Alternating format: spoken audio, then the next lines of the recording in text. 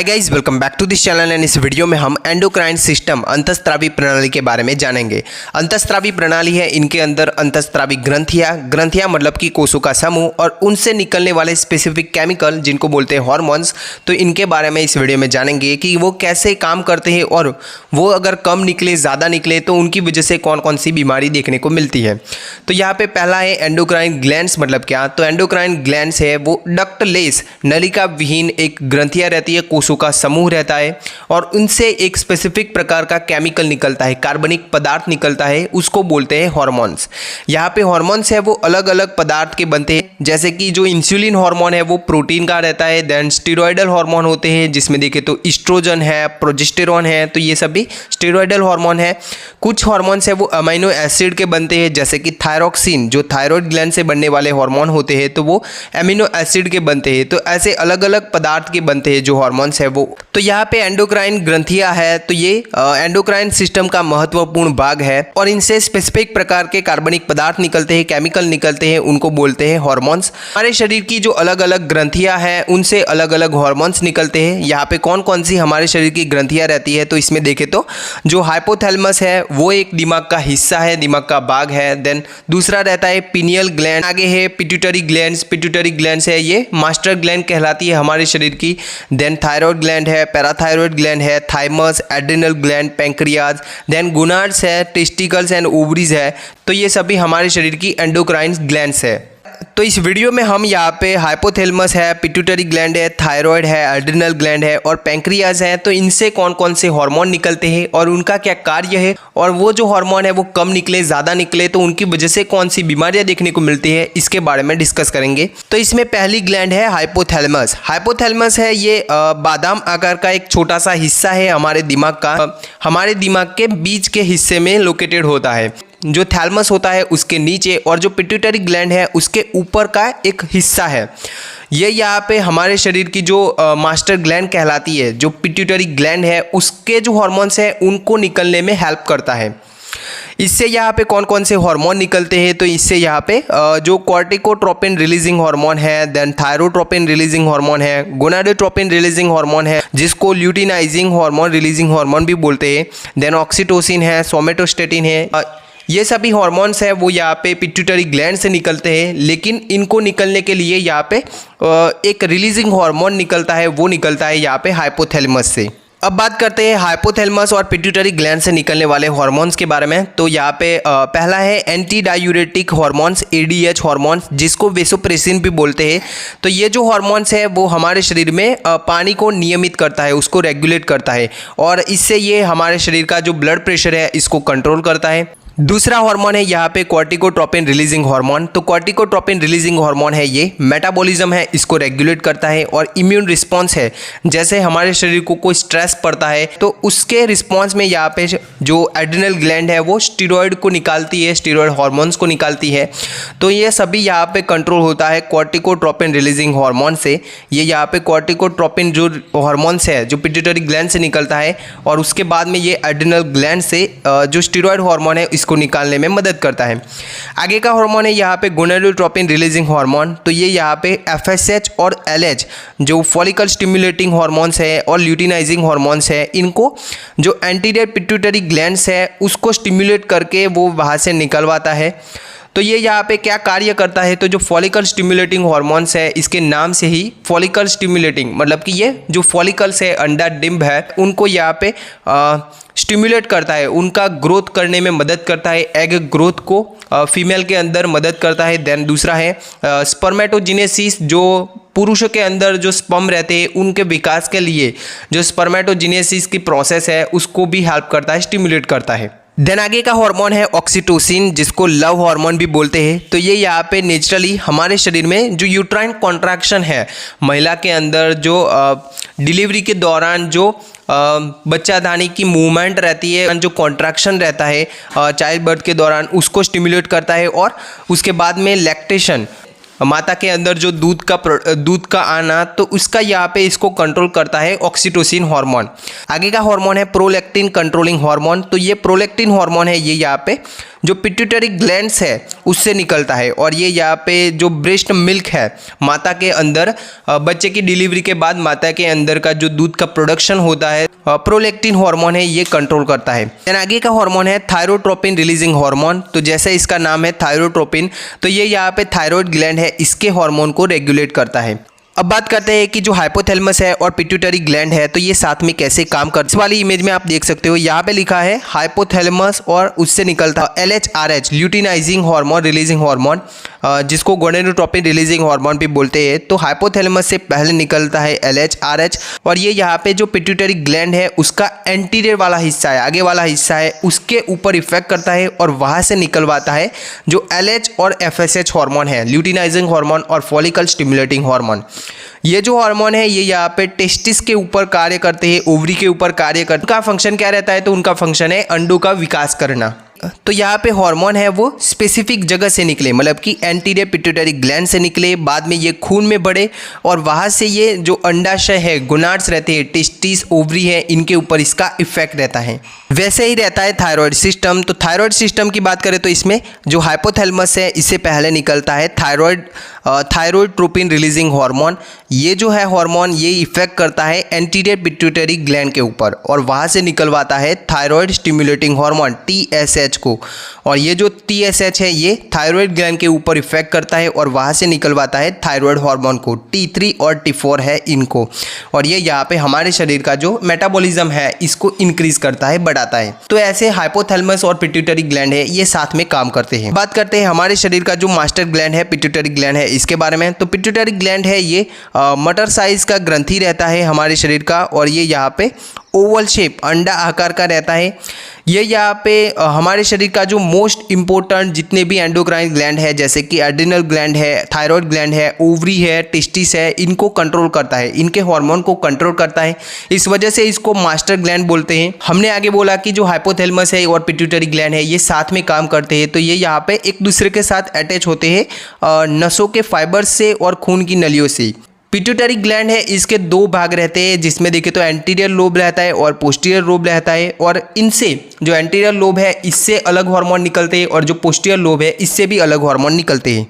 अब बात करते हैं कि जो एंटीरियर लोब है, एंटीरियर पिट्यूटरी ग्लैंड है, तो इससे कौन कौन से हार्मोन निकलते हैं। तो इसमें देखें तो जो ग्रोथ हार्मोन है, देन प्रोलैक्टिन जो लैक्टेशन को स्टिमुलेट करता है, दूध के प्रोडक्शन को बढ़ाता है, वो हार्मोन है। Then growth hormone growth and development है उसको कंट्रोल करता है। आगे का हार्मोन रहता है ACTH एड्रेनोकॉर्टिकोट्रोपिक हार्मोन्स। तो ये जो हार्मोन है वो एड्रिनल ग्लैंड्स है हमारी, इसको कंट्रोल करता है। आगे है TSH थायराइड स्टिमुलेटिंग हार्मोन, ये थायराइड ग्लैंड को कंट्रोल करता है। देन है फॉलिकल स्टिमुलेटिंग हार्मोन और LH ल्यूटिनाइजिंग हार्मोन। तो ये दोनों ही जो गोनाड्स रहते हैं, ओवरी और जो टेस्टिस है, इनके एग्स अंडे को विकास करने के लिए इंपॉर्टेंट रहते हैं। तो जो एंटीरियर पिट्यूटरी ग्लैंड है इससे इतने यहाँ पे हार्मोन्स निकलते हैं। अब बात करते हैं कि पोस्टीरियर लोब है, इससे कौन कौन से हार्मोन निकलते हैं। तो इससे निकलने वाले हार्मोन्स में पहला है ADH एंटी डायूरेटिक हार्मोन्स। तो ये यहाँ पे प्रोड्यूस होता है हाइपोथैलेमस के अंदर, लेकिन ये स्टोर होता है जो पिट्यूटरी ग्लैंड है इसका पोस्टीरियर वाला हिस्सा है वहाँ पे।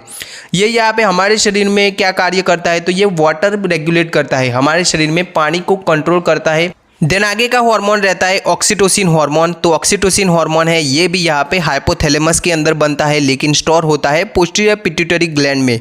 और ये यहाँ पे कब रिलीज होता है, तो ये यहाँ पे बच्चे की डिलीवरी के दौरान जो यूट्रस है, बच्चादानी है, इनके कॉन्ट्रैक्शन को स्टिमुलेट करता है, प्रेरित करता है, जिससे बच्चे की डिलीवरी आसानी से रहती है। बच्चे के पोषण के लिए यहाँ पे माता के अंदर दूध निकलने के लिए भी ऑक्सीटोसिन हार्मोन है ये इंपॉर्टेंट रोल प्ले करता है। देन इस वाली इमेज में आप देख सकते हो पिट्यूटरी ग्लैंड्स है, तो इसके दो हिस्से रहते हैं, anterior pituitary gland and posterior pituitary gland. Anterior pituitary gland है, इससे निकलने वाले हार्मोन की बात करें तो इसमें GH है ग्रोथ हार्मोन है, TSH thyroid stimulating hormone, FSH LH follicle stimulating hormone luteinizing hormone, then ACTH adrenocorticotropic hormones, then prolactin है। तो ये सभी निकलते हैं यहाँ पे एंटीरियर पिट्यूटरी ग्लैंड से। और दो हार्मोन्स है ऑक्सीटोसिन और ADH, ये निकलते हैं पोस्टीरियर पिट्यूटरी ग्लैंड से। यहाँ पे इस वाली इमेज में आप देख सकते हो कि ये किस किस जगह के ऊपर काम करते हैं। जैसे कि यहाँ पे लिखा है ग्रोथ हार्मोन, तो ये काम करता है मसल, मांसपेशियाँ और हड्डी के ऊपर। वैसे ही अलग अलग हार्मोन्स है, ये अलग अलग हिस्सों के ऊपर, अलग अलग ऑर्गन्स है, इनके ऊपर इफेक्ट करता है। अब बात करते हैं पिट्यूटरी ग्लैंड से निकलने वाले हार्मोन है, कम निकले ज़्यादा निकले तो उनकी वजह से जो बीमारियां देखने को मिलते हैं इनके बारे में। तो यहाँ पे पहला है गिगाटिज्म एंड एक्रोमेगाली। यहाँ पे जो ग्रोथ हार्मोन है GH है, ये ज़्यादा निकले तो इनकी वजह से देखने वाली बीमारी है। जो गिगाटिज्म है ये अफेक्ट करता है चाइल्ड को, बच्चों को अफेक्ट करता है, जिसकी वजह से यहाँ पे उनकी जो हाइट है ये बहुत ज़्यादा बढ़ जाती है। देन दूसरी कंडीशन है एक्रोमेगाली की कंडीशन। एक्रोमेगाली की कंडीशन है ये अफेक्ट करती है एडल्ट को, और इसकी वजह से क्या रहता है तो हड्डी का यहाँ पे ज़्यादा विकास होना, हैंड्स, फीट एंड फेस, जिसकी वजह से गोरिल्ला जैसा अपीयरेंस देखने को मिलता है जो एडल्ट है उसका।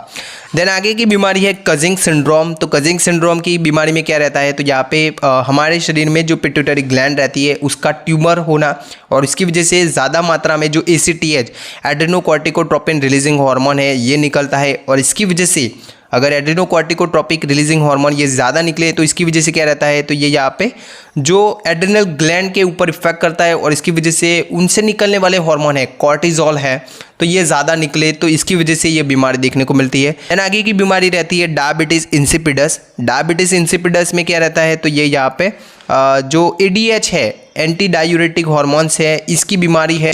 तो यहाँ पे ADH है ये कम निकले तो इसकी वजह से क्या रहता है कि जो पानी है इसको यहाँ पे हमारे शरीर में कंजर्व नहीं करती, जो किडनी है ये उसको बाहर निकलने से रोक नहीं पाती। ओके, तो इसकी वजह से जो बीमारी देखने को मिलती है इसको बोलते हैं डायबिटीज़ इंसिपिडस।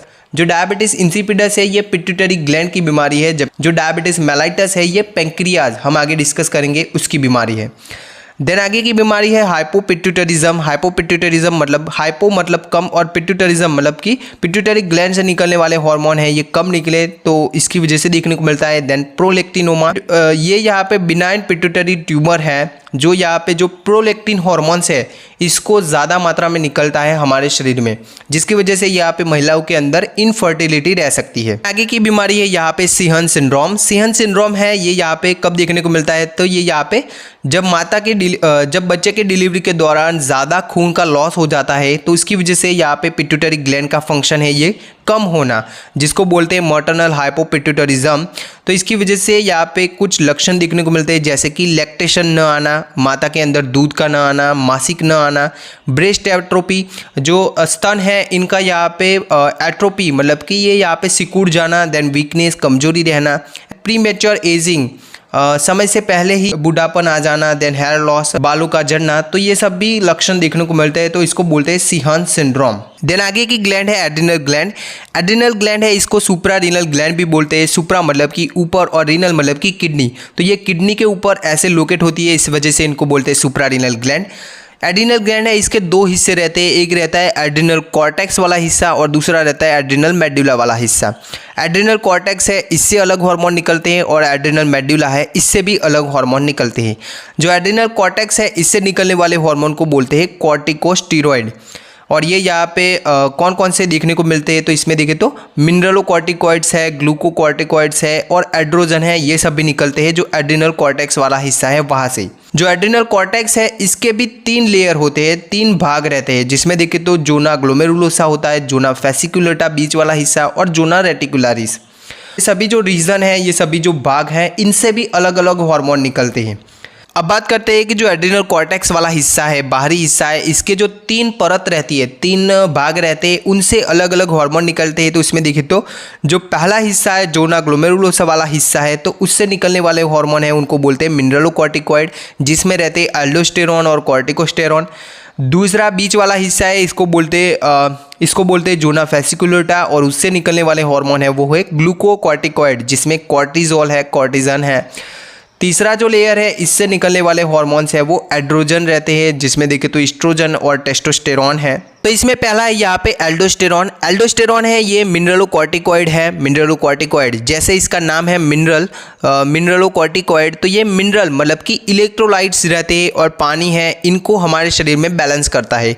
ये यहाँ पे सोडियम है, नमक है, क्लोराइड है, वाटर है, पानी है, तो इनको यहाँ पे रीअब्जॉर्प्शन करना, हमारी किडनी में वापस से उनको हमारे पेशाब से बाहर निकलता है तो उसको न निकलने देना। देन जो पोटेशियम रहता है, पोटेशियम आयन है, इसको हमारे शरीर में बाहर निकलने देना पेशाब के थ्रू, देन पसीने के थ्रू, और सलाइवा में भी ये निकल जाता है जो पोटेशियम आयन है ये।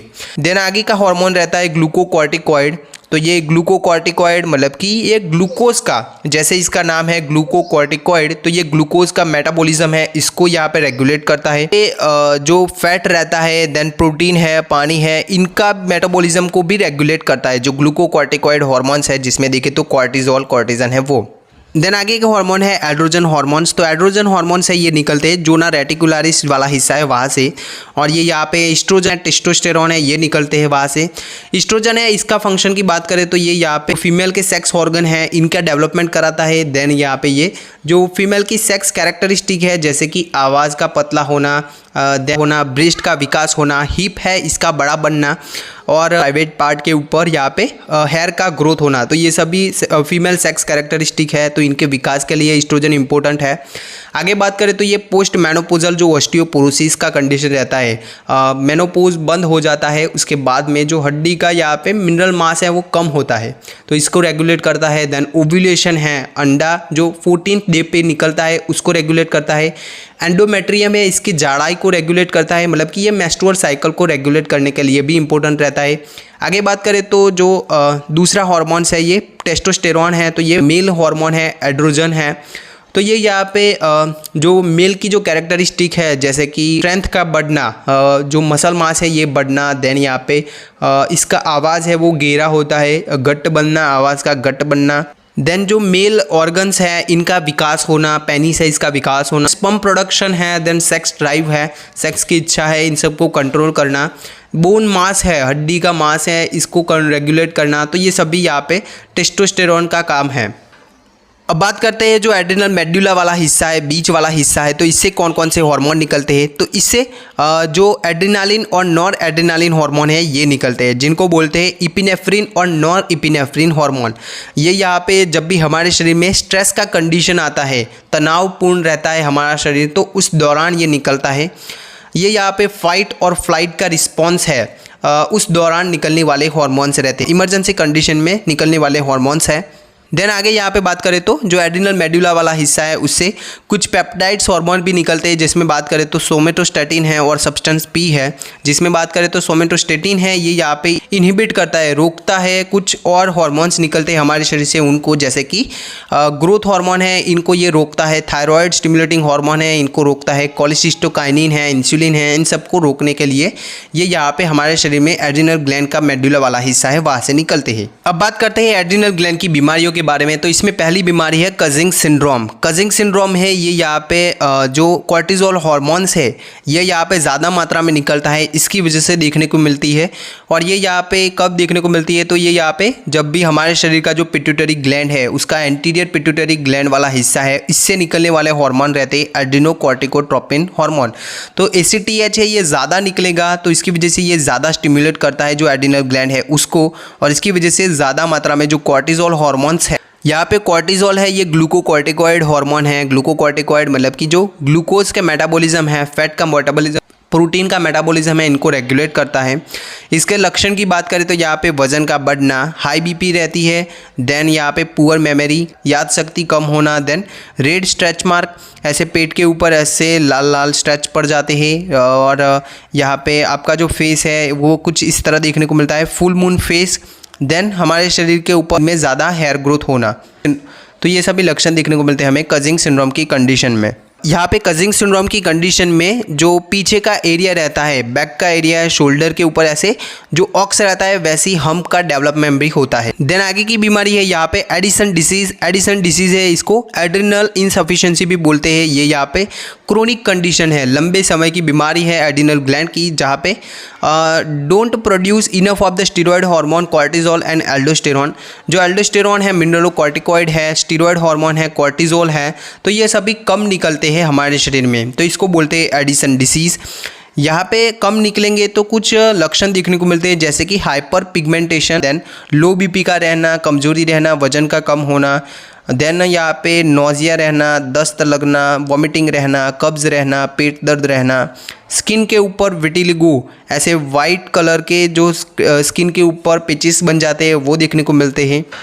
अब बात करते हैं एड्रिनल क्राइसिस की कंडीशन। तो ये एक लाइफ थ्रेटनिंग कंडीशन है। ये कब डेवलप होती है? तो लंबे समय तक ऐसा ही रहता है, तो इसकी वजह से देखने वाली एक लाइफ थ्रेटनिंग कंडीशन है। तो इसके लक्षण की बात करें तो यहाँ पे हाइपोटेंशन, बीपी का कम होना, हाइपोग्लाइसेमिया मतलब कि यहाँ पे शुगर का कम हो जाना, देन यहाँ पे हेयर लॉस, बालों का झड़ना रह सकता है, बैक पेन, पीठ दर्द रहना, फटीग थकान रहना, कन्फ्यूज़न रहना, बुखार रहना, लॉस ऑफ कॉन्शियसनेस, आप में यहाँ पे बेहोशी रहती है, देन वॉमिटिंग रहना, जॉइंट पेन रहना, तो ये सभी लक्षण देखने को मिलते हैं जो एड्रिनल क्राइसिस की कंडीशन है इसके अंदर। देन आगे की बीमारी है यहाँ पे कॉन सिंड्रोम। तो जो कॉन सिंड्रोम की कंडीशन है, इसमें जो एड्रिनल ग्लैंड से निकलने वाला हार्मोन है एल्डोस्टेरॉन है, ये ज़्यादा मात्रा में निकलता है, तो इसकी वजह से जो लक्षण देखने को मिलते हैं इसकी बात करें तो हाई बीपी का रहना, देन लो पोटेशियम। जो एल्डोस्टेरॉन है इसका फंक्शन नॉर्मली ये रहता है कि ये पानी है, नमक है, इनको रीअब्जॉर्ब करता है, और जो पोटेशियम है इसको शरीर से बाहर निकाल देता है। तो यहाँ पे ज़्यादा मात्रा में अगर एल्डोस्टेरॉन बनता है तो इसकी वजह से क्या रहेगा कि नमक है ये सभी ज़्यादा मात्रा में हमारे शरीर में रीअब्जॉर्ब होगा, जिसकी वजह से बीपी बढ़ेगा और जो पोटेशियम है ये ज़्यादा मात्रा में हमारे शरीर से निकल जाएगा। उसके अलावा यहाँ पे बात करें तो जो पॉलीयूरिया का कंडीशन है, पेशाब ज़्यादा निकलना, थकान रहना, ये सभी लक्षण देखने को मिल सकता है। इस कंडीशन को प्राइमरी हाइपर एल्डोस्टेरोनिज्म बोलते हैं। यहाँ पे हमने बोला हाई बीपी रहता है, लेक ऑफ मसल स्ट्रेंथ, मांसपेशियों की कमजोरी रहना, फ्रिक्वेंटली वॉइडिंग, ज़्यादा बार आपको पेशाब का आना, पिन एंड नीडल फीलिंग मतलब कि ऐसे सुई चुभाने जैसा महसूस होना, इंक्रीज थर्स्ट, थकान रहना, मसल ट्विस्टिंग, मांसपेशियों की ऐसे ट्विस्टिंग, ऐसे मोड़ते ऐसा दर्द रहना, हेडेक रहता है, नाइट टाइम में ज़्यादा बार पेशाब का निकलना, आँखों की प्रॉब्लम रह सकती है। तो ये सभी लक्षण देखने को मिलते हैं हमें कॉन सिंड्रोम की कंडीशन में।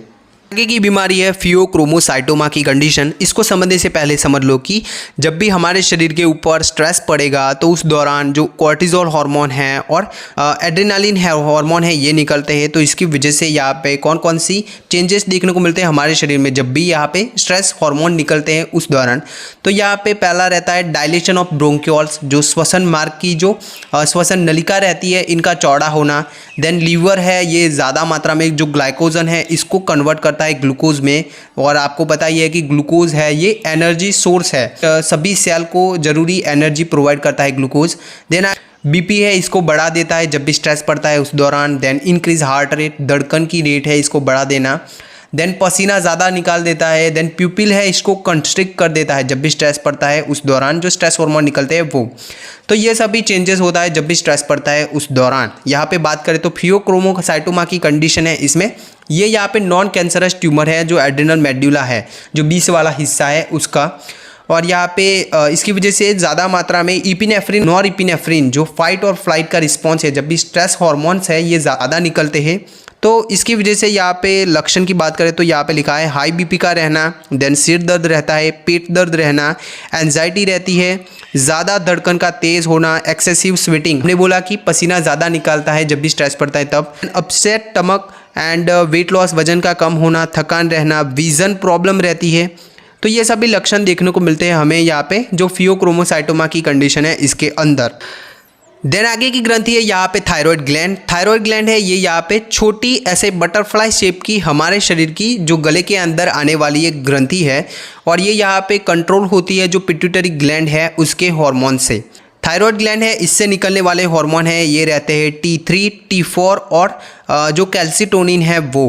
थायराइड हार्मोन है ये यहाँ पे ग्रोथ और मेटाबॉलिज्म को रेगुलेट करते हैं। अब बात करते हैं कि ये किस किस कंडीशन को कंट्रोल करता है, तो ये यहाँ पे हमारी ब्रीदिंग है इसको कंट्रोल करता है, हार्ट रेट है, वजन है, देन डाइजेशन, जो मेटाबॉलिज्म का क्रिया है इसको, मूड को, इन सब को कंट्रोल करता है जो थायराइड हार्मोन्स है ये सभी। बात करते हैं कि इनका क्या क्या फंक्शन रहता है। जो T3 T4 है इनको साथ में बोलते हैं thyroid hormone regulate the rate which your body use calorie, मतलब कि आपकी बॉडी कितना एनर्जी यूज़ करती है उसको रेगुलेट करता है। देन यहाँ पे ये raising and lowering your body temperature, हमारे शरीर का तापमान को बढ़ाना कम करना है इसको रेगुलेट करता है।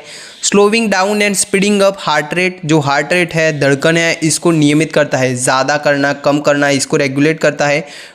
Controlling the way of muscle contractions, जो मांसपेशियों का कॉन्ट्रैक्शन है इसको कंट्रोल करता है। Then managing the skin bone by controlling rate at your body replace dying cell, मतलब कि ये हमारे शरीर में जो चमड़ी के सेल है, देन हड्डी के सेल्स रहते हैं, इनको जो मरते हैं उनको रिप्लेस करता है। तो इन सभी को कंट्रोल करता है जो थायराइड हार्मोन्स है ये। बात करते हैं थायराइड ग्लैंड से निकलने वाले हार्मोन, ये कम ज़्यादा निकले तो उनकी वजह से कौन कौन सी बीमारी देखने को मिलते हैं इसके बारे में। तो इसमें पहला है हाइपोथायरॉयडिज्म की कंडीशन। हाइपो मतलब कि कम और थायरॉयडिज्म की कंडीशन में अंडर एक्टिव थायराइड, मतलब कि थायराइड ग्लैंड से निकलने वाले हार्मोन से ये थायराइड हार्मोन से ये कम निकले।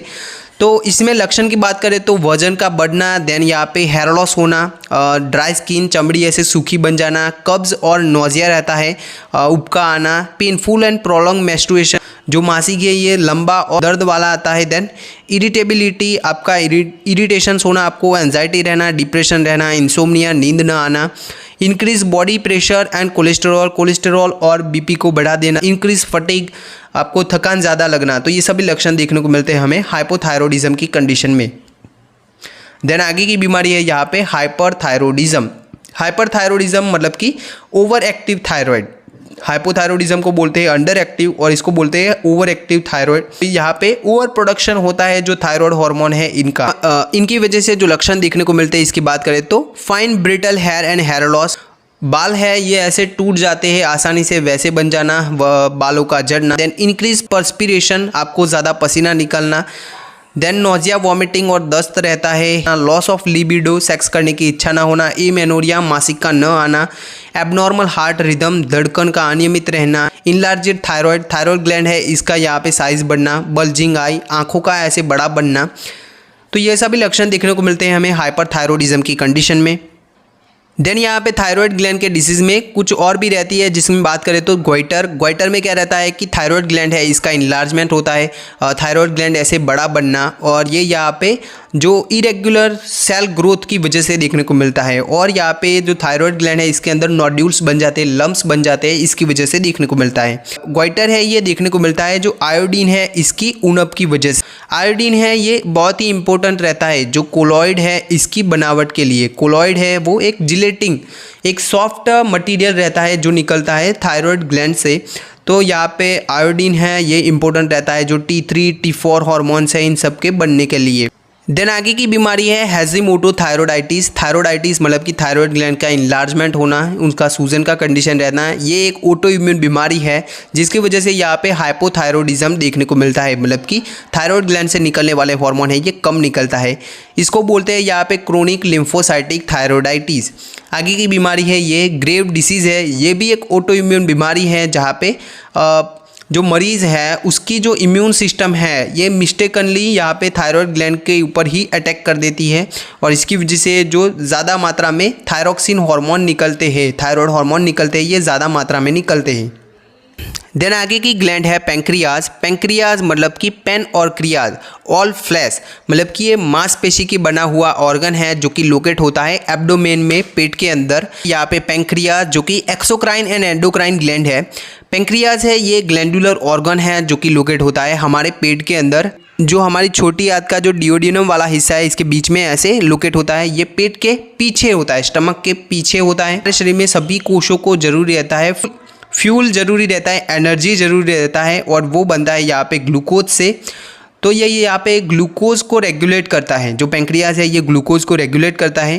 ग्लूकोज है वो एक प्रकार का शुगर है, तो ये यहाँ पे ब्लड शुगर को रेगुलेट करता है। पेंक्रियाज है वो ब्लड शुगर को रेगुलेट करता है। इसके दो फंक्शन रहते हैं, ये एक्सोक्राइन ग्लैंड भी है और एंडोक्राइन ग्लैंड भी है। मतलब कि एक्सोक्राइन में ये यहाँ पे हमारे शरीर में जो पैंक्रियाटिक जूस है उसको निकालती है और वो यहाँ पे जो पाचन का क्रिया है इसमें हेल्प करता है। दूसरा है यहाँ पे एंडोक्राइन ग्लैंड्स, तो एंडोक्राइन ग्लैंड मतलब कि ये यहाँ पे इंसुलिन जैसा हार्मोन को भी निकालता है जो रेगुलेट करता है शुगर को। तो ऐसे जो पैंक्रियाज है ये एक्सोक्राइन और एंडोक्राइन ग्लैंड है। अब बात करते हैं इसके एक्सोक्राइन फंक्शन के बारे में। तो यहाँ पे एक्सोक्राइन फंक्शन की बात करें तो ये पैंक्रियाटिक जूस को निकलता है, वो यहाँ पे क्लियर वाटरी और अल्कलाइन जूस है और इसके अंदर यहाँ पे सेवरल एंजाइम रहते हैं जो कि जो खाना है इसको छोटे छोटे मॉलिक्यूल्स में कन्वर्ट करता है। इसके एंजाइम्स की बात करें तो ये यहाँ पे ट्रिप्सिन है, काइमोट्रिप्सिन है जो कि प्रोटीन को डाइजेस्ट करने के लिए निकलते हैं।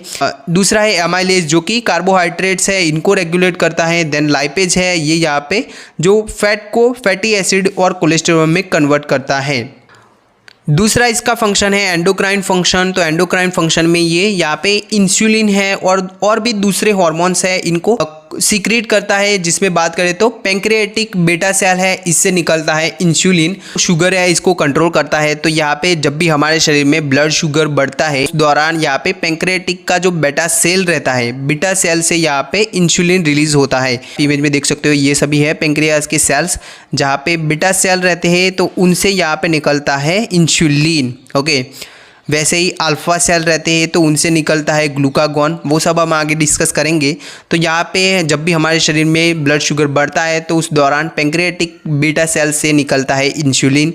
जो ग्लूकोज है ब्लड शुगर है इसको यहाँ पे मांसपेशियाँ और भी टिश्यूज़ है उनके एनर्जी के तौर पे उनका यहाँ पे यूज़ होता है।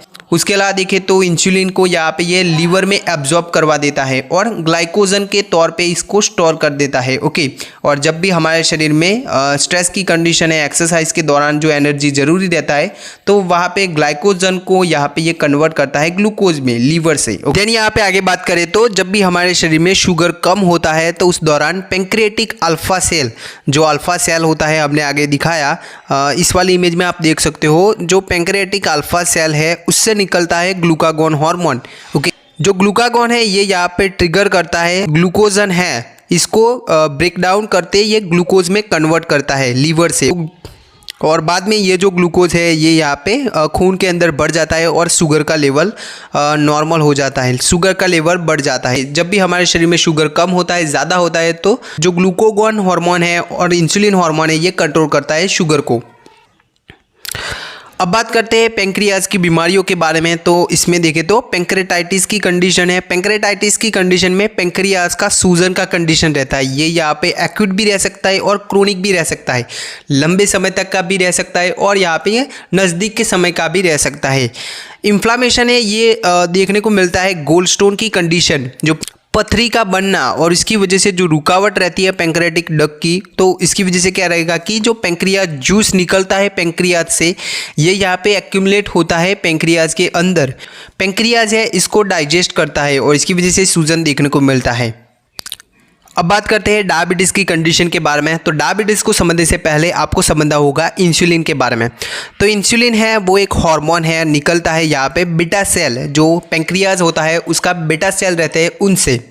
ये कब निकलता है? तो जब भी हमारे शरीर में शुगर है ये बढ़ती है, शुगर का लेवल हमारे शरीर में बढ़ता है, तो उस दौरान उसकी वजह से यहाँ पे बीटा सेल से इंसुलिन निकलता है।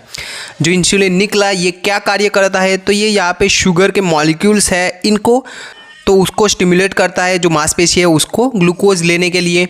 दूसरा है यहाँ पे जो भी ग्लूकोज है इसको स्टोर करवा देता है जो लीवर है उसके अंदर बाद में यूज़ करने के लिए। तो ऐसे जो इंसुलिन है ये कार्य करता है। तो ग्लूकोज बनता है ये यहाँ पे डायरेक्टली हमारा कोश है उसको यूज़ नहीं करता, इसके यूज़ के लिए यहाँ पे ज़रूरी रहता है इंसुलिन। जब भी इंसुलिन है ये जो कोश के ऊपर आने वाला एक रिसेप्टर, इंसुलिन रिसेप्टर रहता है, वहाँ पे तो इंसुलिन ये चिपकेगा तभी जो ग्लूकोज है ये अंदर कोश के अंदर जाएगा और उसका एनर्जी के तौर पे यूज़ होगा। ओके, तो यहाँ पे अगर इंसुलिन बनता नहीं है तो इसकी वजह से क्या रहेगा कि जो ग्लूकोज है ये कोश के अंदर एनर्जी के तौर पे यूज़ नहीं होगा, मतलब कि ये खून में ही बढ़ेगा और इसको बोलते हैं यहाँ पे डायबिटीज़। मतलब ग्लूकोज का लेवल खून में बढ़ना, तो इसको बोलते हैं डायबिटीज़ की कंडीशन। डायबिटीज़ की कंडीशन है, इसके दो प्रकार, एक रहता है टाइप 1 डायबिटीज़ और एक रहता है टाइप 2 डायबिटीज़। टाइप 1 डायबिटीज़ में क्या रहता है कि यहाँ पे pancreas failure to produce enough insulin due to loss of beta cell, मतलब कि जो पेंक्रियाज के बीटा सेल है इनमें कुछ प्रॉब्लम होने की वजह से जो इंसुलिन है वो बनता ही नहीं है। तो इसकी वजह से क्या रहेगा कि ग्लूकोज का यूज़ है वो कोश में होगा ही नहीं और इसकी वजह से खून में ग्लूकोज बढ़ेगा, तो इसको बोलते हैं टाइप 1 डायबिटीज़। दूसरा रहता है टाइप 2 डायबिटीज़, जहाँ पे इंसुलिन है वो बनता है लेकिन यहाँ पे क्या रहता है कि जो कोश है वो उसका यूज़ नहीं कर पाता एज ए एनर्जी सोर्स के तौर पे, तो इसको बोलते हैं डायबिटीज़ टाइप 2। ओके, जहाँ पे इंसुलिन बनता है लेकिन ये यूज़ नहीं होता। तो ऐसे डायबिटीज़ के दो प्रकार रहते हैं, टाइप 1 एंड टाइप 2 डायबिटीज़। तो ये था यहाँ पे एंडोक्राइन सिस्टम के बारे में, एंडोक्राइन ग्लैंड्स के बारे में। आई होप आपको इस वीडियो से कुछ जानने को मिला होगा। Thank you.